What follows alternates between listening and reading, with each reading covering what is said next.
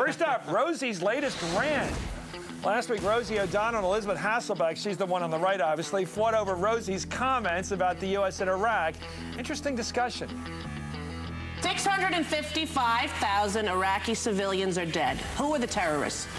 Who are the terrorists? 655 Iraqis. I'm saying you have to look from the... We invaded... Wait, who are you calling terrorists? I'm saying that if you were in Iraq and another country, the United States, the richest in the world, invaded your country and killed 655,000 of your citizens, what would you call us? Are we killing their citizens, or are their people also killing their citizens? We are invading a sovereign nation and occupying a country against the UN.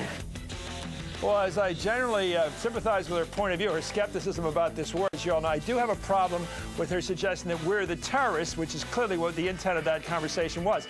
Here she is today. Do you believe that I think our troops are terrorists? And you would not even look me in the face, Elizabeth, and say, no, Rosie, I can understand how people might have thought that. Why don't you take this opportunity like I'm 6?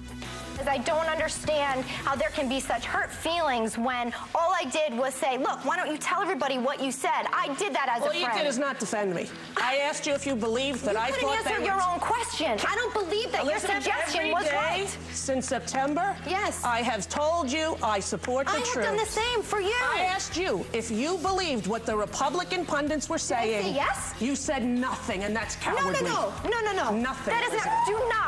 Do not call me a coward, because number one, I sit here every single day, open my heart, and tell people exactly what I believe. So do I, Elizabeth. Do not call me a coward, Rosie. I do not hide. It was not cowardly. It was honest. Well, I'm with the one on the right, Howard. I don't know about you, but it seemed to me that if we watched the tape, she clearly said that the American troops were the terrorists. It's called the Socratic method.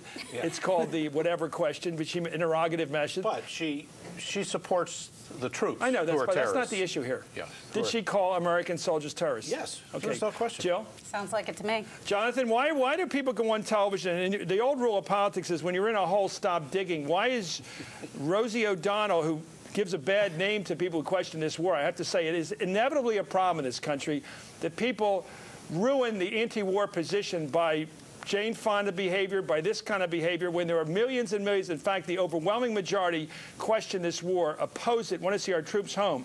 And then somebody like this comes out and creates an easy target for the Hawks. Right. Well, Rosie can't help herself, and I'm like counting down the days or weeks until she's off that show. And it seemed like in the second clip you just showed, it was as if Rosie picked this fight. I mean, Rosie is a bully on that show. Maybe that's her job, but she's leaving it. All I can tell you is I will say it again.